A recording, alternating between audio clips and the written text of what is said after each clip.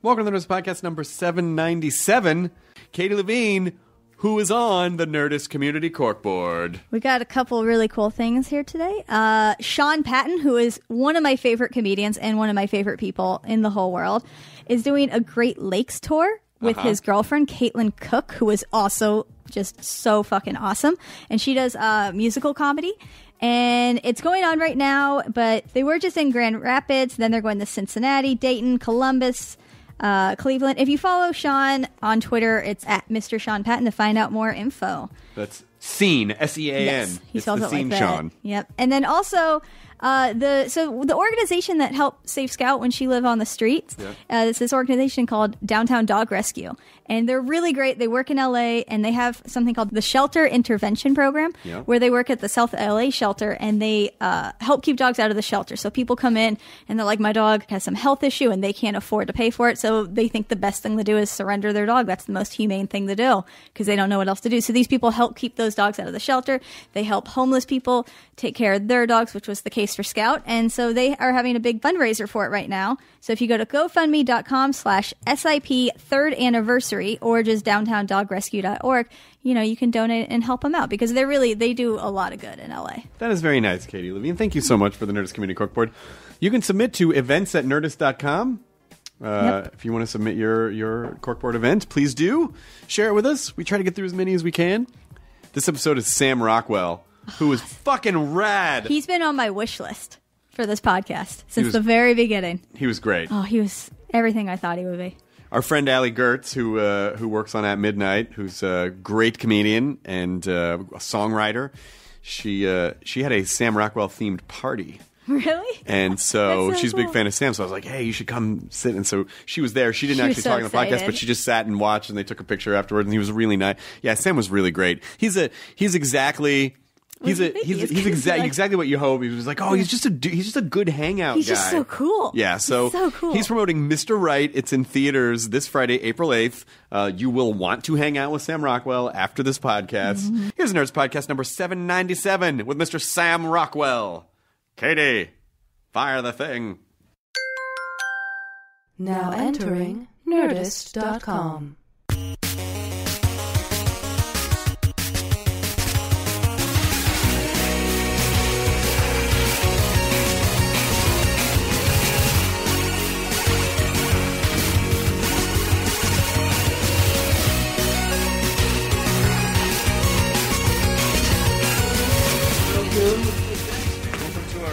Our weird, cold podcast dungeon. Yeah, cool, man. Cool. It's all bricky.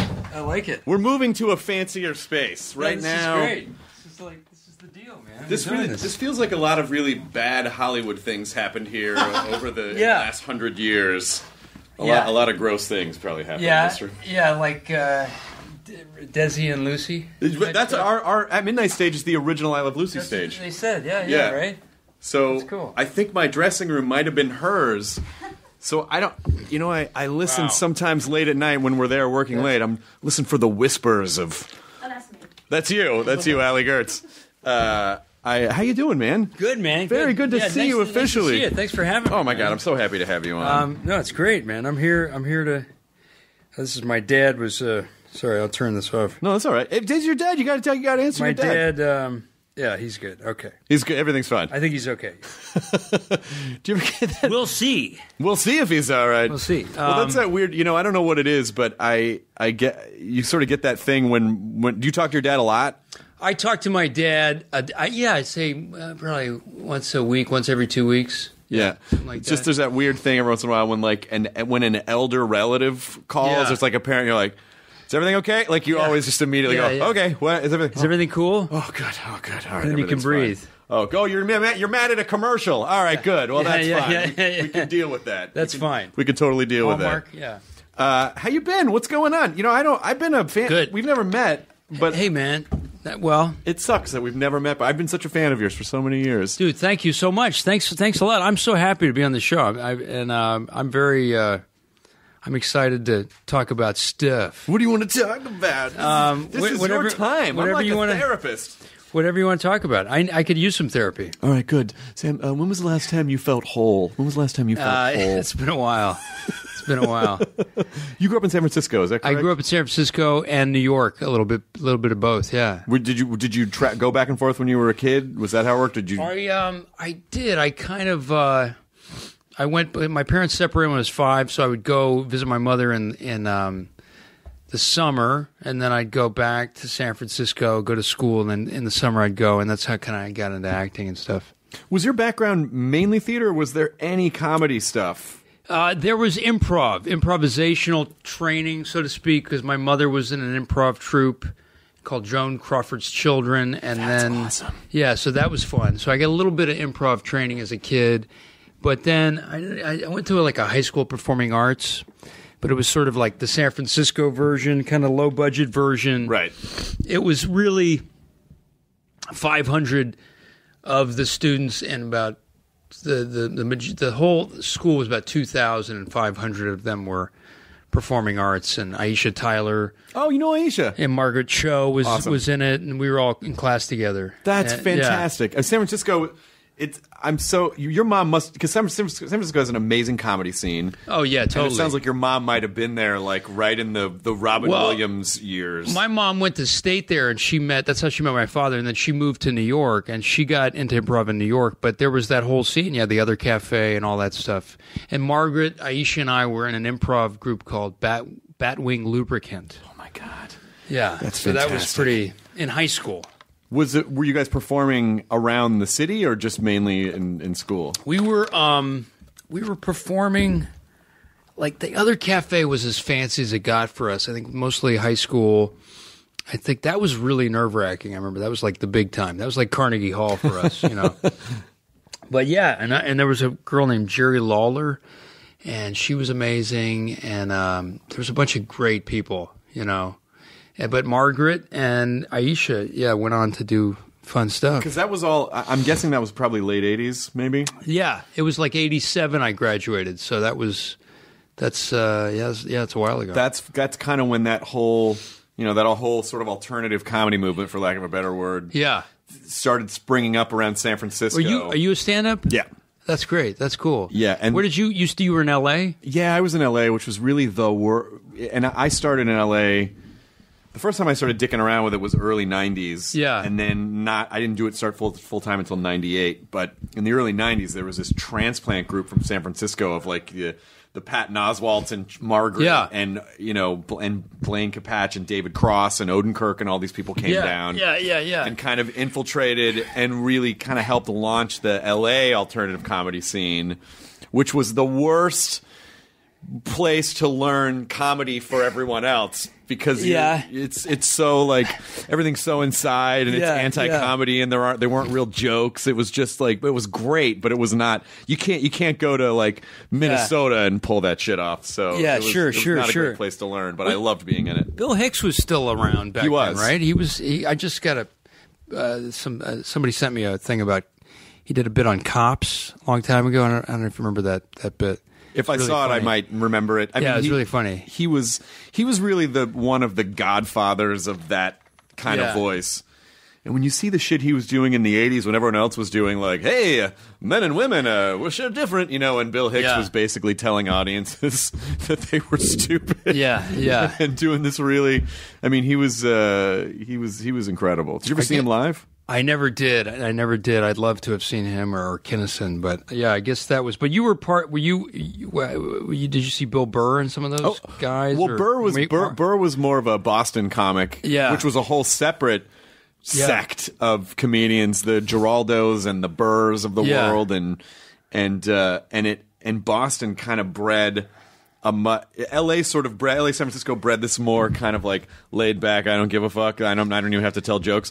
And Boston was more of I'm gonna punch you in the face with tags until you submit to this comedy. I love the Boston comics. Yeah. Who else? Bill Burr, and he's got that friend of his, or Louis got that friend of his, who's I think a Boston guy too. Todd Barry? Is that the guy? Yeah, I think so. He's on that show. Louis got that new show, right? Galifianakis. You thinking of Zach Galifianakis? Not Galifianakis, although I love Baskets. I'm a huge Baskets fan. I haven't seen Baskets yet, and I hear it's amazing. And I hear Louis Anderson is incredible in it. It's great. It's great. It's Louis, who plays the mother. Yes. Oh God, he's great.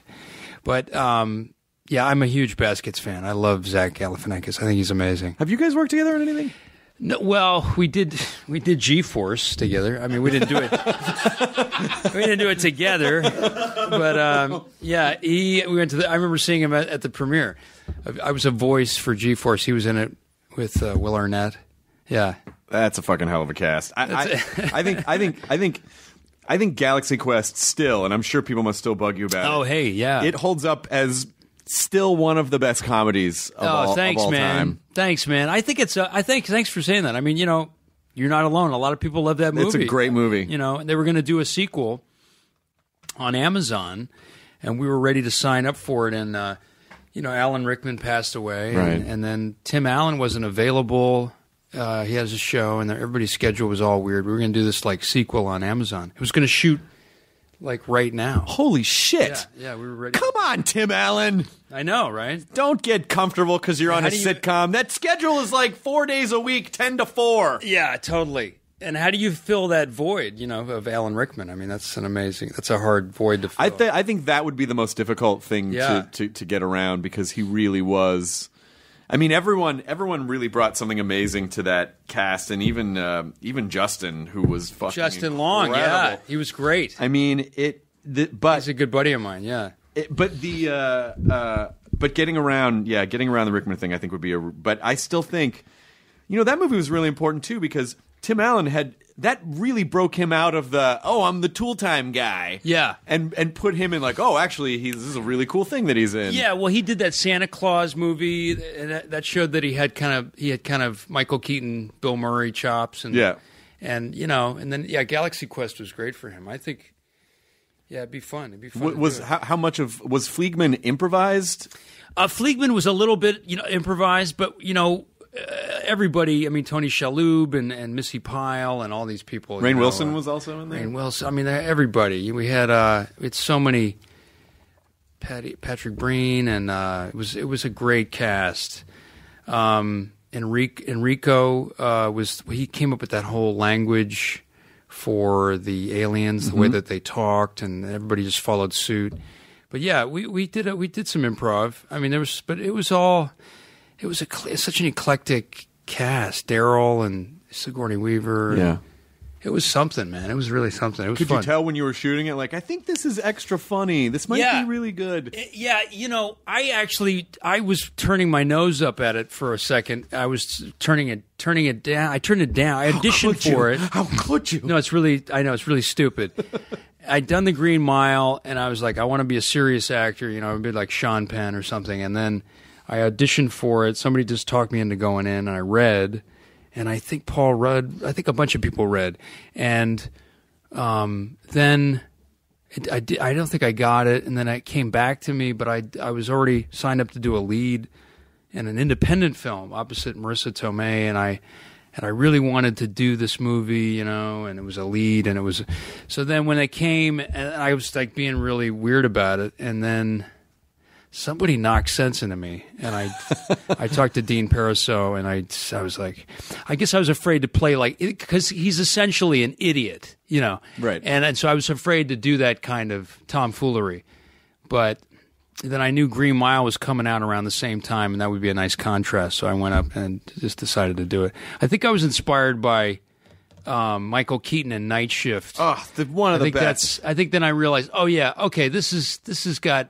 This has got traction. This has got stamina. I mean, this has got, cachet. Yeah. This kind of comedic lineage of this archetype is a good thing, That's another one of the Galaxy. I have a rotation of comedies that I have to watch every once in a while, like Groundhog Day, Galaxy Quest, Night Shift is definitely in there for anyone, because not all. Sometimes, when you're growing up and you're in that certain age range and you think back and you go, oh, this one movie was the greatest, and you watch it and you're like, what happened? They don't always hold up, but, Night Shift is fucking... No, Night Shift is amazing, and it's those performances, I mean, Bill Murray and, Richard Pryor and Bustin' Loose and Walter Matthau and Bad News Bears. And Bad News Bears would never get made that way today. No, it would never get made. You know, I mean, the kids, you know, drinking and cussing and being racist. I mean, it's just you would never be able to do that. You know, Never. I mean, they barely got away. I don't know how they got away with Bad Santa, but I guess they did. They had kids, but it was rated R. But yeah, you know, comedic performances are just as worthy, obviously, as dramatic performances, and I think it's really a matter of perception. You know. Because you and I know that, you know, the comedic performances, Bill Murray is in, you know, Meatballs or Stripes is just as valid as, you know, I think De Niro in The Deer Hunter or whatever. You know, I think it's harder to make people laugh. I just think it's harder. I think it's tough, and I guess, you know, I was trained both. I was trained Meisner, and then I've had some improv background. I've never done stand up or anything, but I maintain that it's just as hard, if not harder, like you said. I do think it's interesting that sometimes when someone clearly has a gift in one area, like comedy, but then they like kind of like you said, where you're like, but I wanted to be a serious actor guy. Like, what do you think? What do you think that is? Which part of it? You kind of didn't like. Knowing that you could do it, but you're like, no, I want to be serious. Like, what was compelling about that for you? I guess, you know, when I started out and I got out of high school, I didn't really take acting seriously, and I was doing commercials, and I booked a couple of movies, and I was like 19. I got Teenage Mutant Ninja Turtles, and I did Last Exit to Brooklyn, all these. And then I went to school with William Esper, and he kind of beat some sense into me. And it was like, you know, why don't you come to school and, you know, I did the summer program. He's like, why don't you come do the 2-year program? And I said, yeah, you know, I'm working. I got a Colgate commercial, you know. He's like, or whatever, you know, like, you know, whatever the fuck it was. It was like, you know, I got an American Express commercial running. It's a national, man. It's national, dude. I got a Ford tractor commercial. Which, by the way, are very lucrative. You know? They're amazing. You know, between restaurant jobs, it's pretty good to get those. It's not bad. If it runs for like a year, that's just a paycheck that just keeps rolling in. Totally. But he was like, come on, just come and train, and, you know, it's going to, you know, go by like that, you know, in the blink of an eye. And then that's where I met my acting coach, and William Esper and a woman named Maggie Flanagan, my acting coach, Terry Knickerbocker. And that's where I kind of like... I realized, this is a real. Although my parents were actors, I think I took it for granted. It was a real art form, and I realized that, you know, it's like Jedi training, you know, and you got to like take it seriously, and you can't just, you know, it's just like being, you know, a Groundlings or a Second City member. It's like it's Jedi training, you know, and that's not something to be taken lightly, you know. I mean, Kristen Wiig or Will Ferrell, I mean, they were trained to do that. You know, so I think that's important to know. And Duvall and Dustin Hoffman did Meisner and stuff. So it's so I guess when I kind of, you know, came out of William Esper, and I was just, you know, thinking I want to be an actor, and I was an actor, but then, you know, you forget. I mean, you know, Sean Penn was also in Fast Times at Ridgemont High. You know, he was amazing in it. I mean, that's an incredible performance. So you can't, you know, like he was also in We're No Angels, though. There you go. Forget that. So was De Niro and Russo, James Russo. Yeah, we have all the exact same reference points. You know, listen, it's just I think it's not so much. I think. Obviously, comedy is a great art form. I think it's just I don't know. I think it's just harder. People's perception of to go back and forth can be hard, or it used to be. Maybe not as much anymore. You know. Yeah, I feel like people's brains can accept the fact that someone can be many things, and it's not like you're just a clown, or you just make people cry. You're very intense. Like it feels. How do you think that's changed through Robin Williams? And I think it's changed because of people like Robin Williams, and I think it's also changed because I think it's just a media distribution. There's so many ways that people get media now, and so many different things crossing over that I think people's brains just go, because you never used to be able to be a TV person and do a movie or vice versa. Everyone was very compartmentalized, and now it's just everyone just does everything. Everyone just does everything. Yeah. Sarah Silverman just did that movie. I heard that was great, and Richard Pryor was he had great dramatic performances. So, yeah, Bill Murray. Oh, man. Bill Murray's the one, he's one of those guys that I have that phone number where you can call and leave a message and ask him to do stuff. Yeah. I always wanted. You have that number? I have it. That's awesome. And I've been I've had it for like a year, and I've never called it because I want him to. Obviously, I want him to come on the podcast, and and I just feel like the best way to do that would just be call and go, "Hey, do you want?" And I've not yet come up with. We should just call him together and say, "Hey, fucker, you owe me $30." Does he owe you $30? You show up to these studios. I don't know, just make it up. He might think he owes. Remember you $30. that time we got drunk and come on, let's. You owe me $30. Shit, I think I owe Sam Rockwell $30. Like he might actually trick him. Maybe he might show up just to pay me back. That would be or fucking. Say we owe him money. Maybe that's a better way. Now you owe us $30, but we owe you $100. So if you want to get that $70 net, this is the best way to conduct that. You come give us the $30.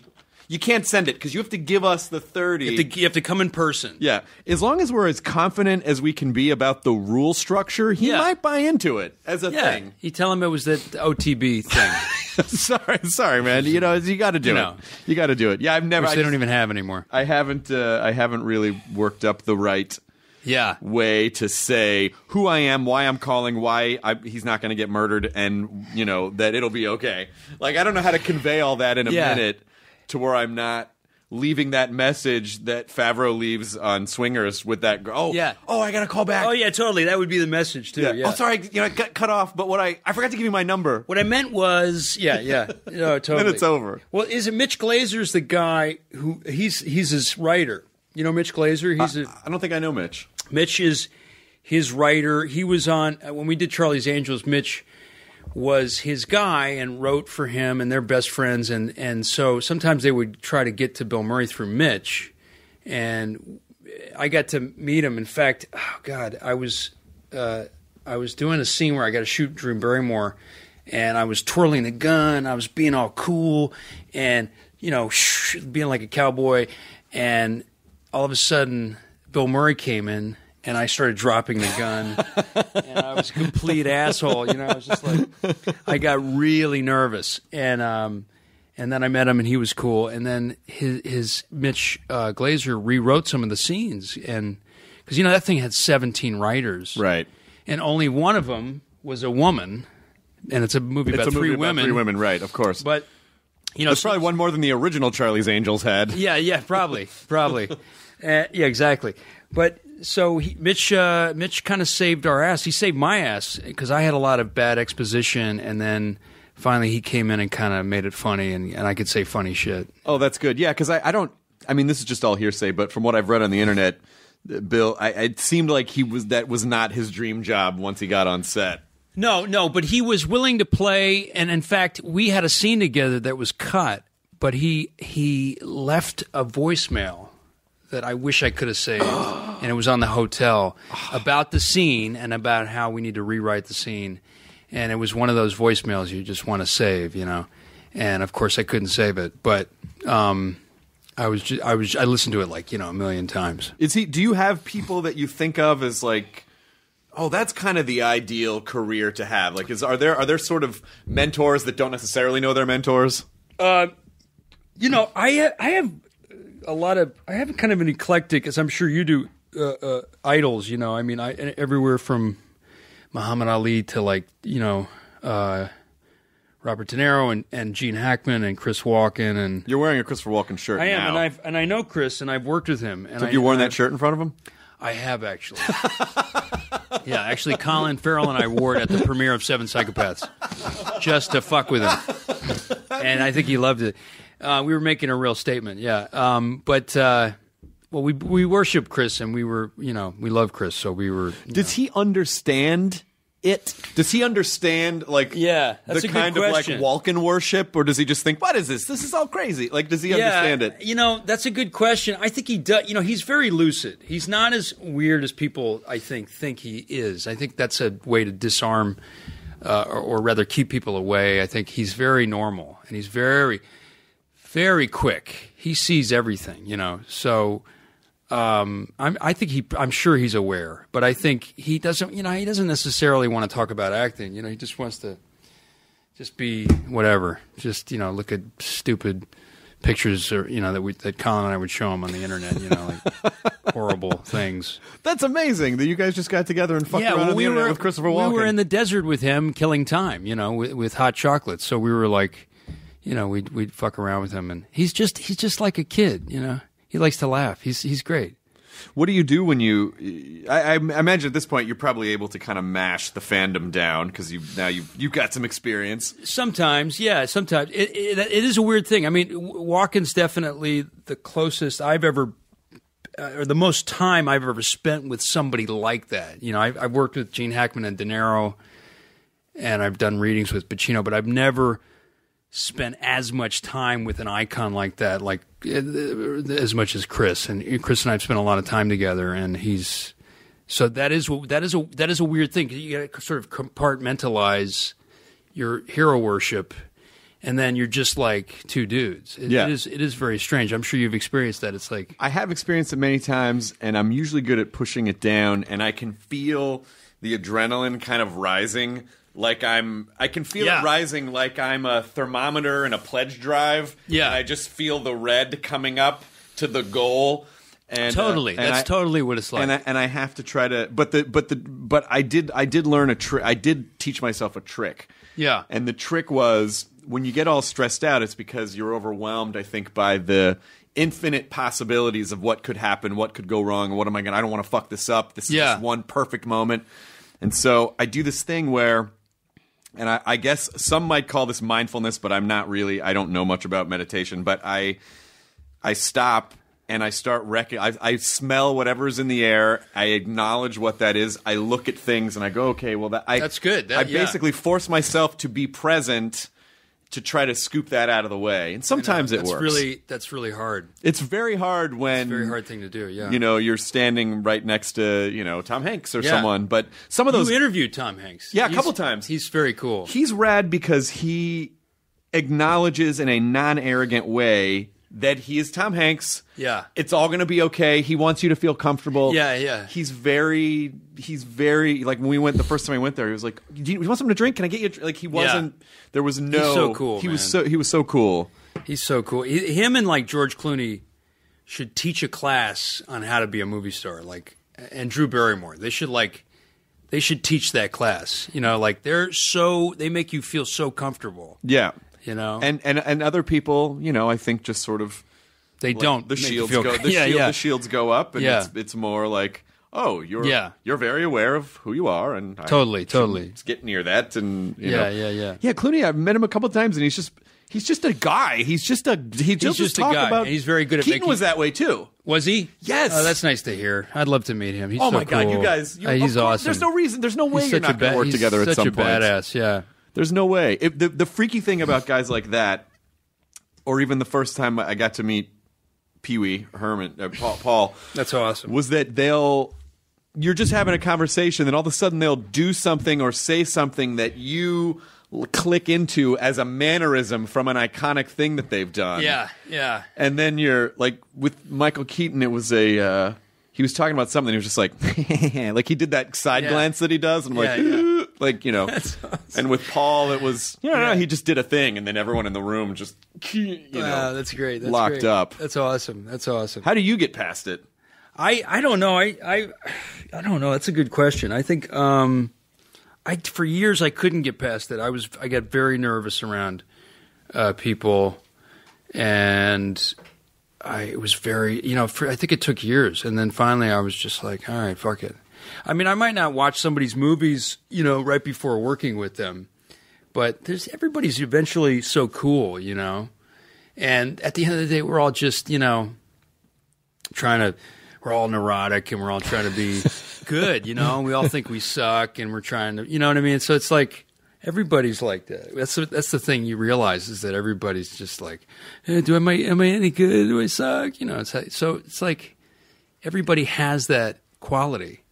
I always find that so fascinating about this particular business, and it's like the very thing that makes people good performers is also the thing that makes it difficult for them to just not flip out. Yeah. I mean, a fear of sucking and a little competitive ambition is okay, but like a fear of like, just wanting to be good, I think.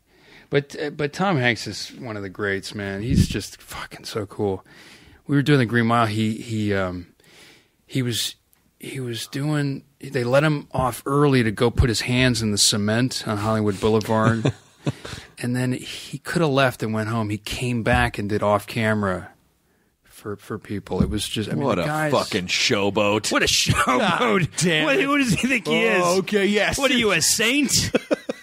You make the rest of us look bad? Yeah, man. Fucking dare Listen, you. go home and have a beer, dude. Who do you think you are? No. We're on to you. We're on to you. No, pal. he could not be a sweeter, he's the best. more. I mean, he's.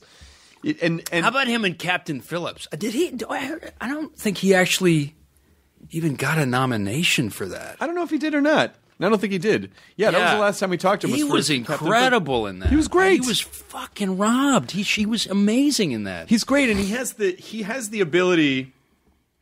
He has the ability to do something which I think is very, very hard to do, which is just to play a guy. I mean, like if there's a hook, you can get rep. But if it's just like, all right, you're a dude, you're a captain, you gotta be this guy, and he can just play a guy. I know, that's great. It's a great quality. It's like you're right. It's like who else? Craig T. Nelson has that quality, but it's like you're right, and Keaton has it too. But it's like you all of a sudden you are that guy. But you have that too, though.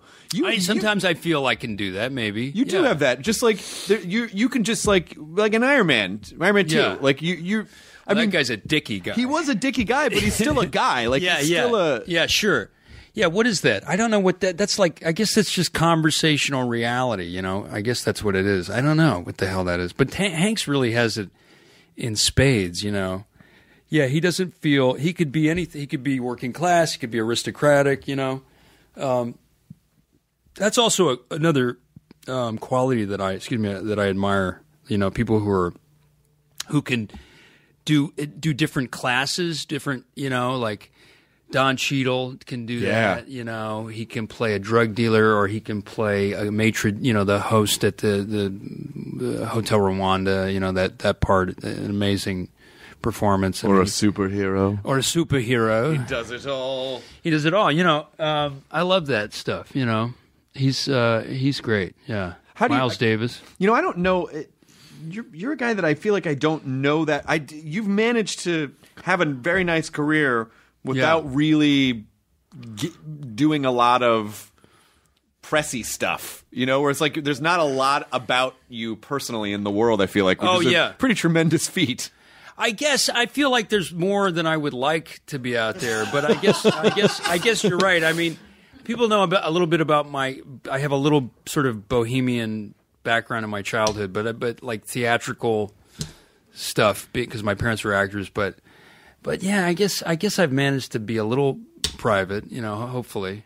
Is it important for you? Like, is that a conscious thing? Do you say to your publicist, like, I don't want to do any of this kind of stuff, but I'll do this and this? I'm a whore. I say whatever say whatever the hell they ask me. But no, I try to. Sometimes people ask stupid shit, but I think I don't know. I think you just do the best you can and try to be respectful of your private life. I don't know how you do that, but I think it is important.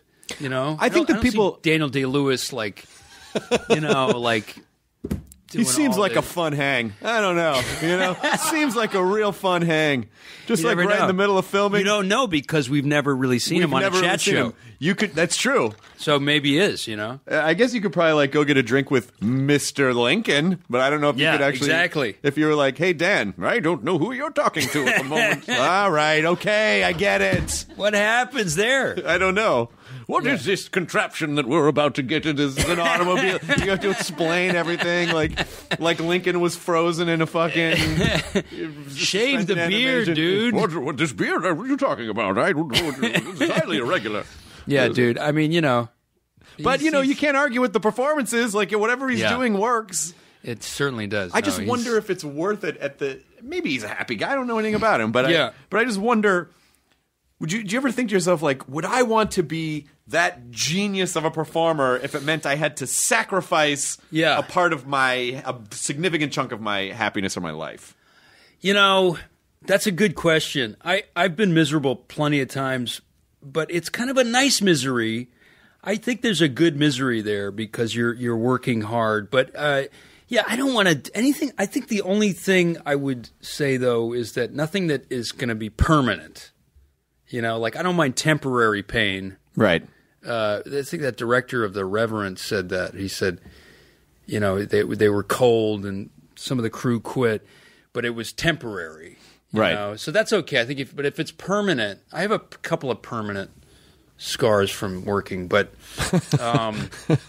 but yeah, that sucks if you keep the injuries, you know, so to speak. But I think he broke his ribs, Daniel Day-Lewis, I think doing There Will Be Blood. Probably on purpose.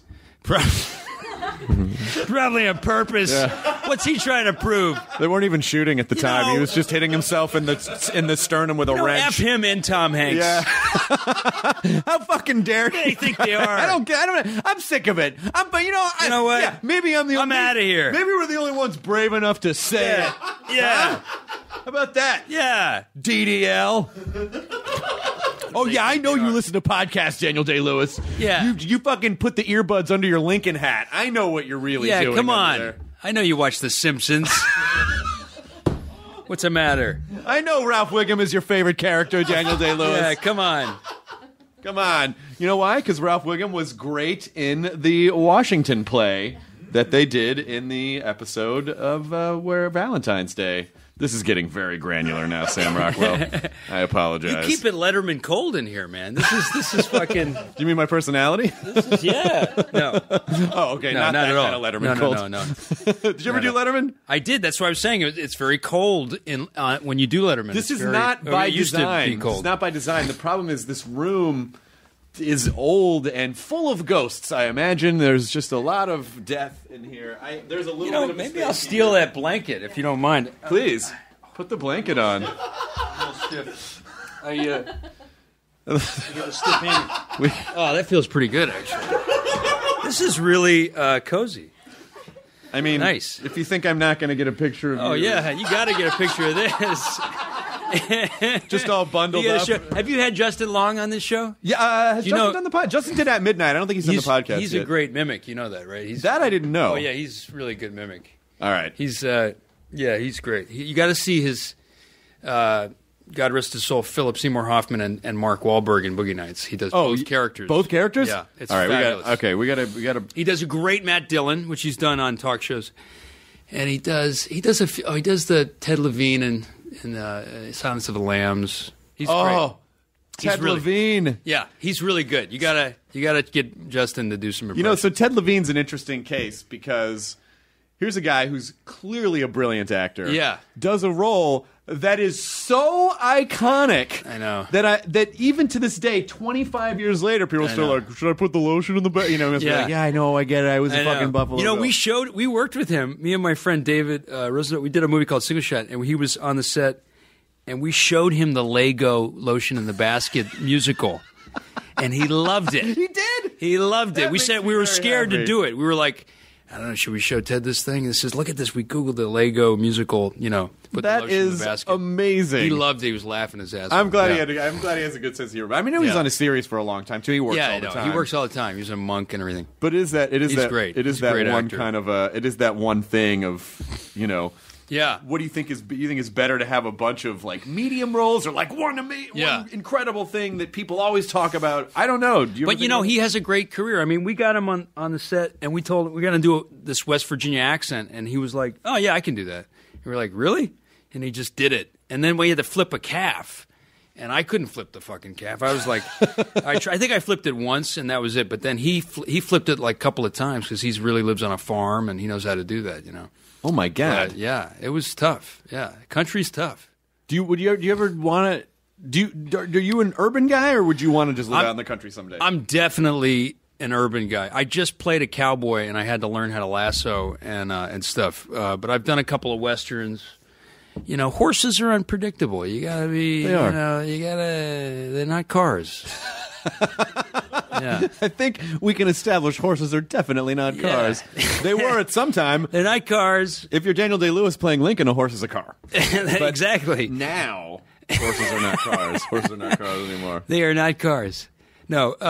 So, but, it takes a little getting used to. But, yeah. No, I'm definitely an urban creature. But I play a lot of country guys for some reason. I've played a lot of Southerners. I'm about to play a cop from Missouri, from southern Missouri. See, you have one of those great white guy faces. I got a malleable white guy face. That you could be you could be Irish. anything. You could be anything. I could be Irish German, I could be Jewish, Italian, I could be Mediterranean. Not Mediterranean. Gangster, you could work at a Chuck E. Cheese. Exactly. You could be anything. Yes. When do you think about how kind of far in advance do you plan out what you're going to do, or do you think I want to do this kind of thing and then this kind of thing, or I don't want to do two heavy emotional things back to back? Oh yeah, I don't think there's any real game plan. I think you just kind of look. As somebody said, like you look for the no-brainers, hopefully, and sometimes you just got to go to work. But I think you try to look for the no-brainers where you're like, oh yeah, got to do that, right? Martin McDonough, Chris Walken. Yeah. I mean, I already got a shirt of the guy. Yeah, I mean, this is a sign. Colin Farrell, Woody Harrelson. Yeah. Francis McDormand. Yeah, I'm in. But like sometimes, you don't get the no-brainers and you got to go to work. But hopefully you just have a string of no-brainers, Does the audition process ever get any easier, or do you not have to audition for stuff anymore? I don't audition anymore. Occasionally I will audition. I haven't auditioned in a few years, but I would audition if the part was, if it was a great part. One of the biggest auditions I remember, last really big ones, was the Josh Brolin part in No Country for Old Men. Mm-hmm. That was a part I really wanted, and I had a call back, and that was one worth fighting for. And a lot of some people had turned it down, and And Brolin was amazing in it. He was perfect. And it was great because it just came out of left field and gave him this huge career, and he was great. Yeah. And I actually really want to work with him. I love him. What was that audition process? Well, it was great. I mean, the Coens are really cool. They're really laid back, and I had a great time, It's that's as good as it's going to get as far as the audition process is somebody like the Coens or like Baz Luhrmann. I had a fun audition process, it was like 2 hours doing Shakespeare with him. I mean, he was holding the camera. I was up for Mercutio, and Harold Perrineau, who's a great actor, he did the part. And, I had this great audition. I got to do Mercutio, I got to do the death scene. And, so that's as good as it's going to get, As you know, it's like, because it can be horrible, some of these auditions, I know, I don't. Well, I don't. And my friends they go through it all the time, and I work on auditions with them, and it's like, it's a fucking nightmare. Some of the stories, I remember pilot season back in the day. I know pilot horrible. Season is. I think are we in pilot season now? It's March. I think it's continuing. I think it's all year now. It's all the time now because everyone's making shit all the time. I mean, I used to do pilot season with the Thomas Guide. Yes, I remember the time. Oh, I got to go to H1 by 2:00. But then, okay, I got to turn to page 83. Oh, I got to get up to G9. I don't think I'm going to make it in time. Yeah, dude. Which way is San Vicente going? I'm very confused. You can come up with Local some reference. good impressions with Luke getting lost in traffic. With the Thomas Guide, man. Everyone had a Thomas Guide. It's basically horrible. What if people don't? Can you imagine that now with GPS? Can you imagine? I mean, it's just I can't even imagine. Dude. Oh, you just open the Thomas Guide and be like, "What is this? What is it's this? a nightmare." There's a bunch of squiggles. Yeah. I don't know what any of the shit is. Yeah, it was like the phone book. It was like a phone book, and it was a map of all of Los Angeles on grids. Horrible. And you just had to follow and flip, and it like turned to this page, and now go to this page, and it was like there was a time where driving in Los Angeles was like the movie National Treasure, where it was like, all right, I guess we got to there's a weird alleyway here, and then we got to find this, and I got lost all the time. No, you'd have to go early. Because you'd always get lost, and then by the time you got to the lot with the security, I mean, it was pre-9/11, but like... You still couldn't park on the lot a lot of the time. You still couldn't park, Street parking. and it was very intimidating. You'd get on the lot, and you'd have to, like, from the traffic and getting lost, you'd have to, like, calm down before you auditioned. Yeah. because the drive there got you so. That's not like what it was like in New York. I remember just going to like getting on the subway, going to a coffee shop early and looking at my sides, and like not here, not here, and not only that, but then. If you're running late, and then you're sweating, and your heart's beating, it's and you horrible. Look and you're like, well, there's 9 other guys here who look like me, and what the fuck am I supposed to... Yeah, with the uniform, with the jeans, and the T-shirt, and the leather jacket back when I was doing it. They had it was the actor uniform. It was a generic sort of... This could be anything. This could be anything. I'm a blue-collar guy, but I got a leather jacket. And I got boots, and my jeans and I'm like 1950s, but I'm not. I'm a business cowboy from another time. Yeah, like I could be anything. I always, and I never did this, but I always loved seeing if there was a role that was a specific kind of character, who the dude was going to be that would show up dressed as like, all right, you didn't need to come dressed as a rodeo clown or whatever it is. Yeah, But did that ever work? Does that ever work? Like going full. I think often that does not work. I think it backfires. I showed up for the ER audition in a lab coat, and I had a ponytail, and as you might have guessed, I was not on ER. I was very surprised. And I had not the their loss, Sam. It's their. I also had get ready to scare some people. Not the needle part, but the plastic part of the hypodermic. I didn't actually have the needle, but I had the plastic part. You took the plunger? It's kind of half-assed. What were you doing with the plunger? I was doing. It was part of the scene. I think it was the Noah Wyle part, and I auditioned for the pilot, and they looked at me like I was crazy. The fucking hypoderm in the lab coat. I mean, and I think I had a ponytail because I had long hair at the time or something. It's like nuts. All these, horrible. And then of course you feel. Do you kind of make jokes about that stuff, or are you like, and I'm going to be taking blood after the, or are you? Pretty serious I think as I got older, I probably did. But I think in the beginning, I was pretty serious. I remember I auditioned for Dead Poets Society, Unforgiven, and I think I had too many props for the Unforgiven. I had like a gun and a whiskey bottle, and they said Clint doesn't like props, and I was like, okay, well. What am I gonna? I got the guy has a gun and a whiskey bottle in the scene. What am I supposed to do? So, there was all these I would come in very prop heavy.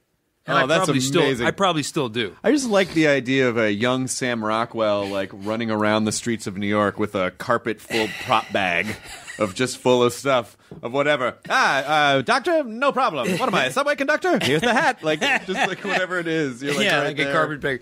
Yeah, and I used to take the newspaper print from the newspaper and give myself 5 o'clock shadow. That's how I do. And I was playing a gang member, Italian gang member. That's an amazing piece like of information. It worked. By the way, it worked. Try it. Me, people don't have newspapers anymore. I don't know if you're aware, but your 5 o'clock shadow says there are hostages in the Middle East.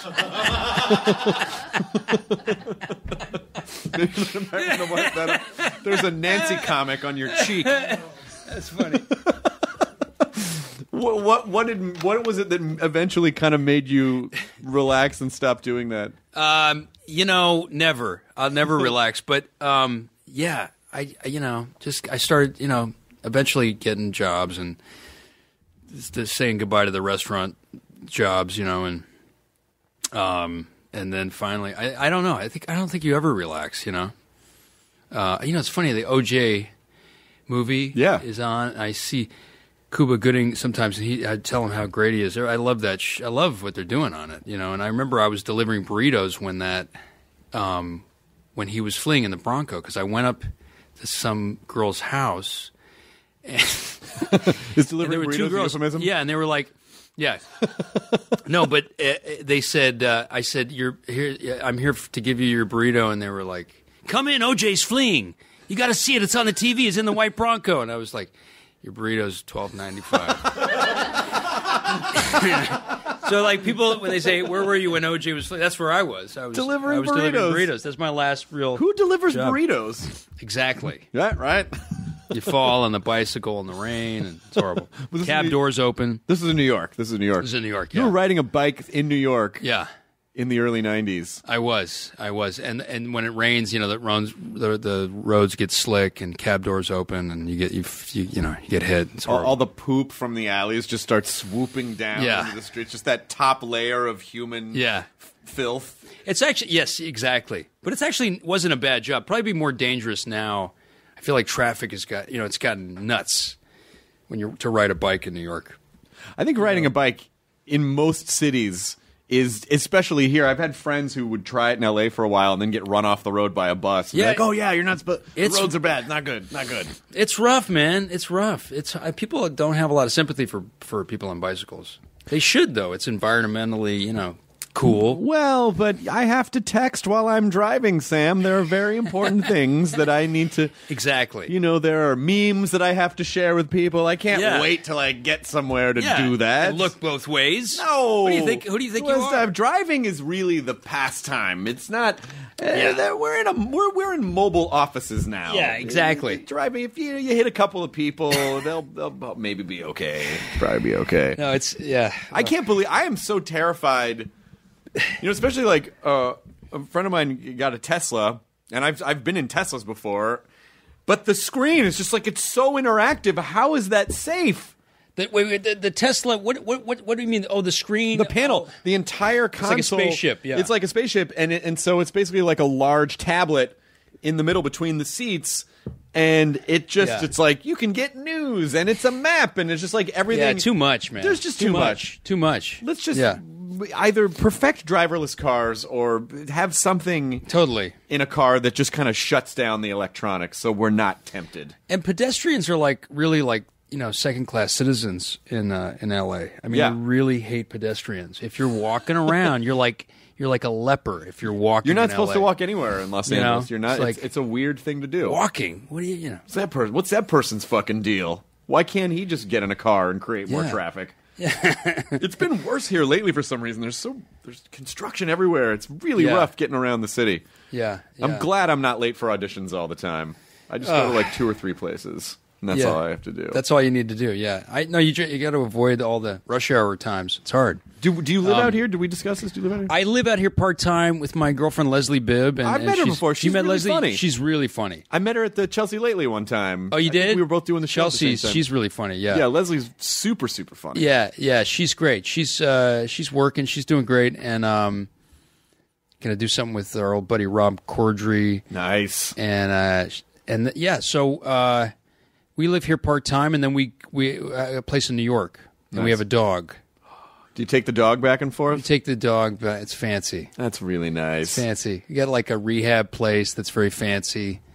It's like like Kobe should go there and do rehab. It's very these dogs getting acupuncture. It's very it's a lot. It's very Hollywood. Dogs have fewer chakras than humans, so you have to align them. I don't know if exactly. That's true or not. I don't know. I don't know if it's true. I do know that we love our dogs evolved to appreciate foot massage. They love a good. Yeah. There's some dogs where you just look and you're like, you would not survive a minute in the wild. Yeah, it's over for you. I know. You better hope you never get out of here because this is it. I know. Oh, dogs. You love dogs though. Dogs are great. We had dogs my whole life. My mom was the type of lady who would not be afraid to throw a jacket on a dog, which feels weird. A human jacket?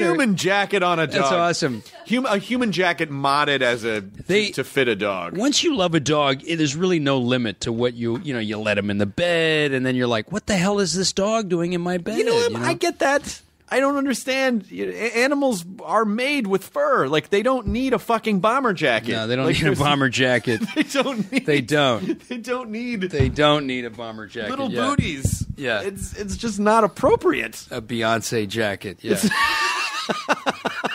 Kardashian winter jacket. We have Sadie is her name, German Shepherd. She's the Kardashian of German Shepherds. She is. She's very, very spoiled. Oh, you got a dog here. Oh yeah, that's Katie's dog, our producer. That's awesome. Scout does that basically. That's Scout. Hey, Scout, relax. Yeah, seriously. Calm down. Take it down a notch, Scout. Yeah. Jesus, the dog has not moved a hair. It's fucking out, man.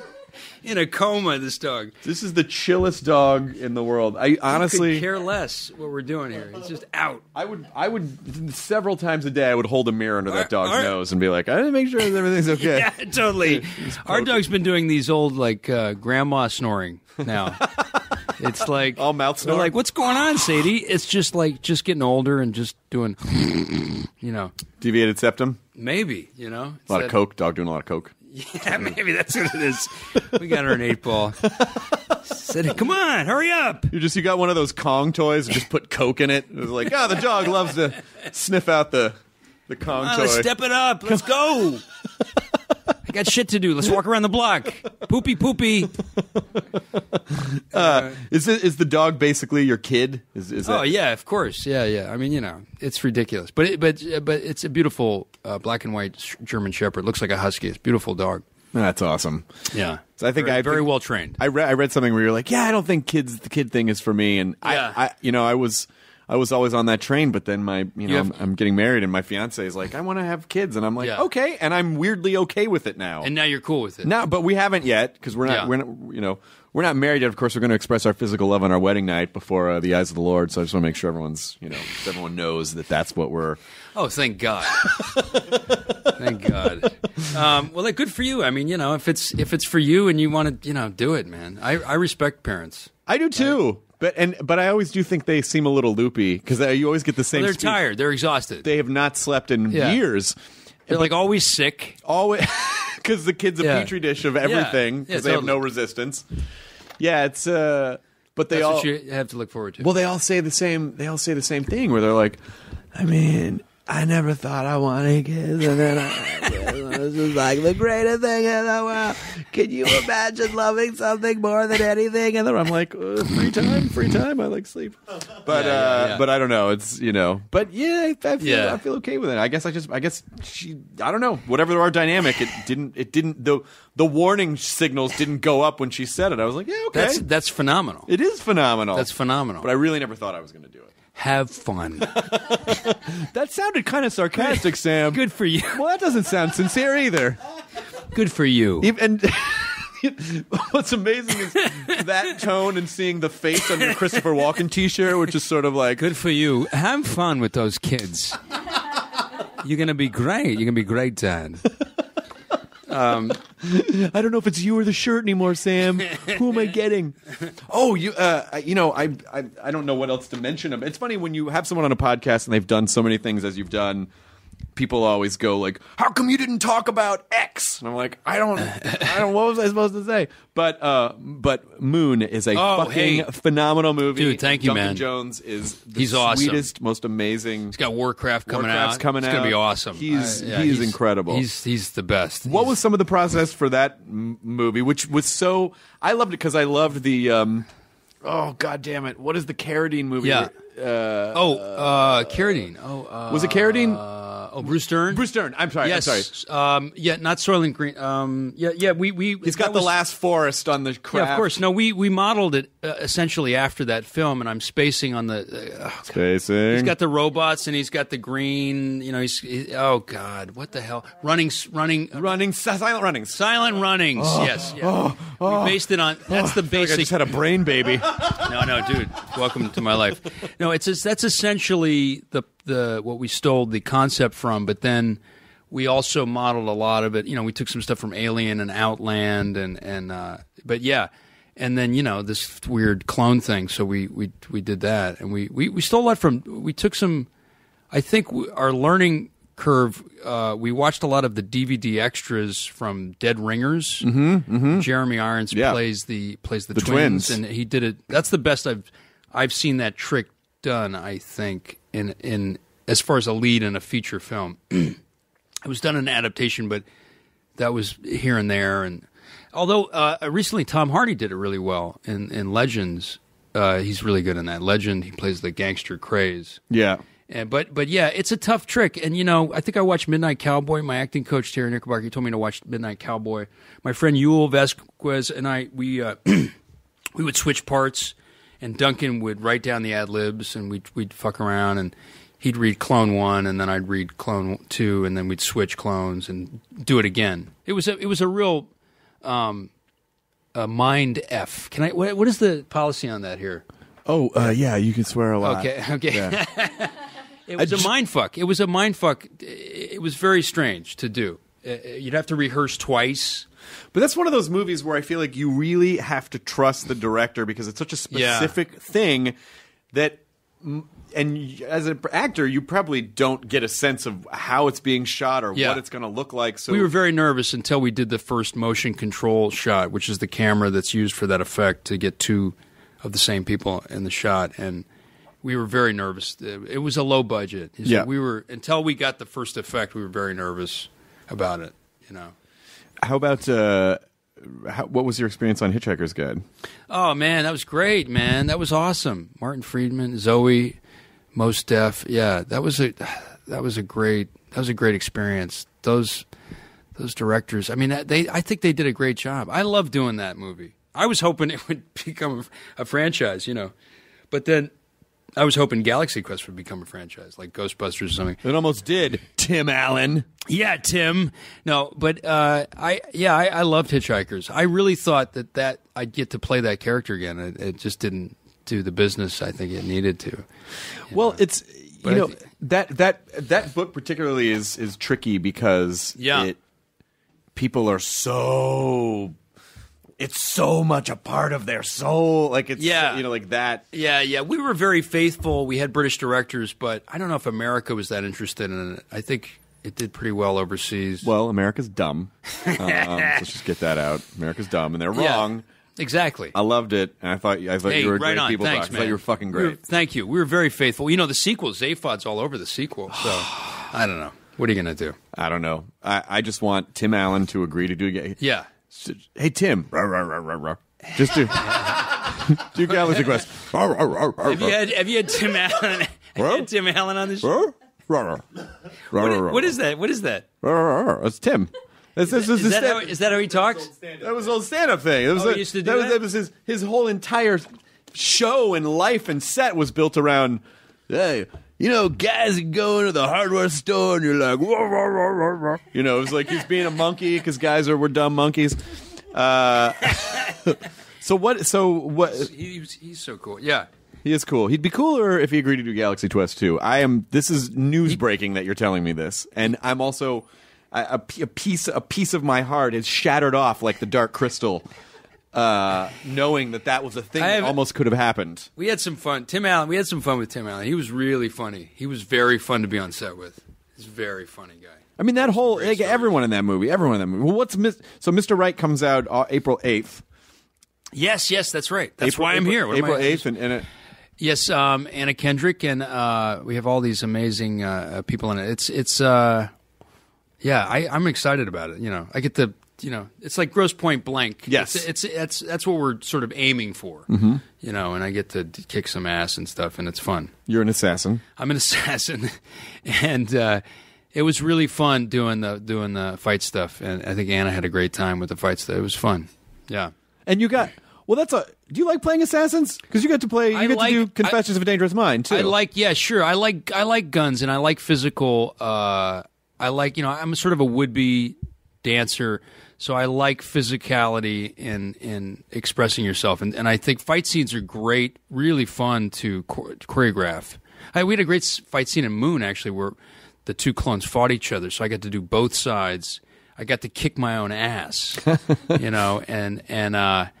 It's really fun. I think it's really fun to do fight stuff. I get a kick out of it. What do you still want to do? Like, what if you had the choice? Oh God, so many. I mean, I just did Sam Shepard play with great actress Nina Arianda on Broadway, and Fool for Love, and we had a great time. So it'd be nice to be. I mean, I've never played Hamlet. I'm probably getting too long in the tooth for Hamlet, but it'd be fun to do. I don't know. Iceman's coming through some shit. I kind of feel like you could just do it. If you just, I think you're really at the point. Chasing my mom around. Nah, you still look 30. Like, you'd be fine. I think if you said, I want to play this character, someone would produce that. Someone would. Well, you got to have. Well, actually, Alan Rickman actually once told me, says you need somebody who has a vision. You can't just do do it as a vanity piece. You need a director that has a vision of how to do it. Yeah. And that's the thing. Although, yeah, I could just do it in the street. Say fuck do it in the street. You know fuck what I mean? it. People, I think people would Walking actually down the street. Seems, madam, nay, it is. I know not seems. They'd be like, what the fuck is he talking about? Shh, let him go. He's wearing a blanket. I mean, it is. Wouldn't that be great if you were just doing that, just eating at Chibo, and all of a sudden you just break into soliloquy? I guarantee you. What a rogue and peasant slave, eating egg whites. You know what would happen? No one else would look up. I think people are so. At particular parts in the city, people are so conditioned or like to not. That'd be a great character. That would be amazing. That'd be a great character. The public Hamlet guy who just does the Hamlet in public. Totally. If anyone could get away with it, I think you absolutely could get away with it. Do it as Elvis. Do it as Elvis. And maybe Vince Vaughn and Colin Farrell are also like double Elvises. You have like triple Elvises doing Shakespeare. I don't think most people could get away with it. I think you could get away with it. I think if you did it, people are like, that's fucking cool that he did. Sam Rockwell, he's just, if you go to Chibo, like on Fridays, he's just doing Hamlet in the corner and eating pasta. Like, yes, he's so honorary, man. Come on. As Elvis. It's the weirdest mashup. You got to see Chris Walken do Elvis. He does a fun Elvis. I would love to see that happen. We did that we did a press junket. You can Google it with the great Josh on MTV, and we got Chris to do a little Elvis, and it was pretty fun. Does it sound like Elvis, or does it sound like someone doing a Christopher Walken impersonation doing an Elvis impersonation? A little bit of all that, yeah. But it was fun, and we got silly. When you do those press junkets, it gets very silly, as you know. Well, of course, your brain goes numb. Your brain goes numb. You're like scrambled eggs up there, and you're like, it's 8 hours of the same. Not like this. This is an actual conversation, but when you do those little TV things, it's like the same thing over and over again. Your brain turns into scrambled eggs. Sam, if you were an assassin, who would be the first person you would kill? Sam, that's actually hauntingly accurate. Would you ever be an assassin, Sam? And then you'll talk to him for like 5 or 7 minutes, and all they ever use is like, Sam Rockwell said being in this movie was great. Like, there's not even That's true. It's really, you can get very silly, very silly. Hopefully you have silly actors around you, that you're doing the junket with, like Oliver Platt. I think that gets pretty silly. Yeah, pretty silly. Maya Rudolph. Oh, she's amazing. Yeah, she's really amazing. Yeah, I think the other people who've been on, who are in the Mr. Right with you, have also been on the podcast before, and they were Anna was great. Oh yeah. She's awesome. And we what was it, RZA. I'm leaving Ants and Mounts in it. There's a bunch of great people in it. Yeah. Is there something coming up that you're particularly excited about, or do you like to take time off, or are you bad with time off? I not too much time off, a little time. I'm gonna go play this cop in a Martin McDonagh movie with Woody Harrelson and Frances McDormand. Jesus. And it's a fun character, yeah. So, do you feel like you've made it? Do you feel like I did it? I did the thing I wanted to do. I feel good, but you always want to do something else. You always want to keep pushing it. But it's a great job. I mean, I'm very lucky. I'm obviously. Okay, I feel like would you say you were going to do it for Amazon Galaxy Quest for Amazon? Yeah. I feel like there's a Fleegman spinoff. Maybe a Fleegman spinoff. Where does it go though? Well, I don't know. What happens to Fleegman? Fleegman probably cons his way because he's able to. Well, he'd fuck it up eventually. Well, the joke, yeah. I feel like coming off of what they did. Yeah. He'd be able to. I feel like he'd be able to con his way into like ruling a planet or being a high-ranking official somewhere. And you're right. I think you're right actually. And the pilot was very good, and it seemed to be going in that direction, I think. But then something would happen, and he'd do something to kind of fuck it up, and then he'd have to con his way out of it. Totally. It should be like, what's that movie with Sean Connery and Michael Caine and Christopher Plummer, A Man Who Would Be King, or what? No, is that it? Was it Mermaids? No, okay, that wasn't it. Yeah, it was Porky's. Porky? No, I'm sorry, Porky's 2 the next day. That's right. what it was. Sorry, Porky's 2 the next day. When do you suppose we're going to get back to Porky's? When are we going to get back to Porky's? What's the Miss Moneymaker? Is that the James Bond? Moneypenny. You had Daniel Craig on this show. He's a lovely movie star as well. Man, he was so fucking cool. What a cool guy, right? You know, I'm always so pleasantly surprised. We've had almost no bad experiences in this. Oh, out of almost. 800. We've had a couple. We've had a couple that were not terrible, but just a little rough because sometimes, some people, they can be a little defensive, and it was a case where I couldn't mash the fandom out of the way. Yeah. Great learning experience, though. Yeah. But Daniel Craig was one of those guys who were like, "Oh my God, you're fucking so cool." He's awesome. He's a cool guy. He's a really cool guy. Yeah. Who's left? Is there a bucket list of got to work with this guy, got to work with this lady, need to work with this person, or is it just an infinite? Yeah, I mean, there's so many people. But, yeah, I've been really lucky, but there's so many people to work with and great directors. P.T. Anderson, Fincher, Coen Brothers. I mean, there's a lot of people. The list goes on and on. What was Wes Anderson? What was your Dead Poets Society audition? Who were you auditioning for? Was it Ethan Hawke's? Peter Weir, great director. I think I don't know if it was a callback or it was just I went in for the funny kid, the funny guy who says God's on the phone. Oh, right. I think I went in for that part. Right. That was the only part I was sort of right for. You also shouldn't have dressed up like a dead poet. Like that was the other. Yes, I thought this was Edgar Allan Poe. It says Dead Poet. Yeah. What's the deal? I don't know. I brought in these torn up clothes. Yeah, I have snuff and a pipe. No, it was.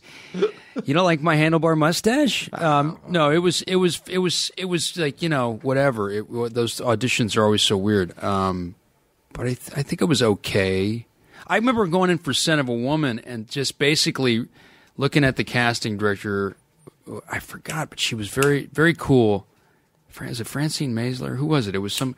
But I basically looked at her going in for the Chris O'Donnell part. Mm. I would have been more right for the Phil Hoffman part, but that's the first time I saw Phil, and he blew me away. But I was like going in for the Chris O'Donnell part, and I looked at the casting director, and she looked at me, and I was like, "Yeah, this is. I gotta go." Yeah, this is not. She was like, "Yeah, no." I was like, "Okay, cool. Totally agree with you. I'm out. I'll see you later." Yeah, thanks. We were both in agreement. Like, I am not right for this. Yeah, I always tried to diffuse the room with a little bit of auditioning humor, which never really Give worked. us an example. All right, here's an example, Sam. Chris, before we start, do you have any questions? Yes. What font is this? Like, just trying to have fun with it. Just trying to have fun with it. Or I would go, can I just have this? Do I have to audition? And they'd be like, yeah. And it never... Isn't that true about Danny DeVito for Taxi, that he just kind of said, fuck you just give me this, and he ripped the script and... You hear legendary stories like that, but I don't have any real world experience of that ever working. Yeah. And I feel like if I were that guy, they'd be like, well, you're never working again. You're a piece of shit. I mean, I guess DeVito could pull it off, but I was not one. I could never pull that off. Yeah. I think he was in character. Yeah. Maybe that's why they. What was the reading that you did with Pacino? Oh, we did a reading of this long. We did an amazing reading of a great play Lyle Kessler wrote called Orphans, which they did on Broadway with Alec Baldwin and Ben Foster recently, but about a year ago. But me and Chris Messina, great actor, we did a reading in Pacino's penthouse with him of Orphans, and that was an amazing experience. But previous to that, trying to get that gig just to kind of have him consider Orphans, I did a reading where I had like 5 lines of Napoleon, which was like 5-hour-long screenplay. And everybody was there, F. Murray Abraham, all these people. It was Eric Stoltz was there, but it was long. We were waiting to like get through it. But it was a lot of cool people. Did you? Pacino seems like a guy who doesn't get. I happened to be at a thing where he was getting an AFI award, and we were right. It was 12 years ago. I was writing jokes for the Jeremy Piven, who was hosting it. Yeah, and Pacino is like, he just seems so dumbfounded by the whole thing. Like, I don't understand. I just just take jobs, and I don't know what this is. Like, he seemed so baffled by the whole Pacino experience. Yes.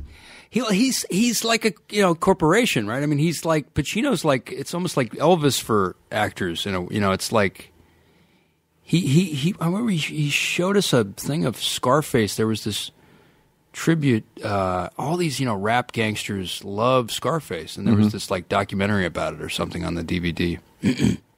But he was very nice, and I think Chris Messina then later played his son in a David Gordon Green movie. Yeah. So, it's... I guess ultimately you always just feel like yourself, and people put things on you.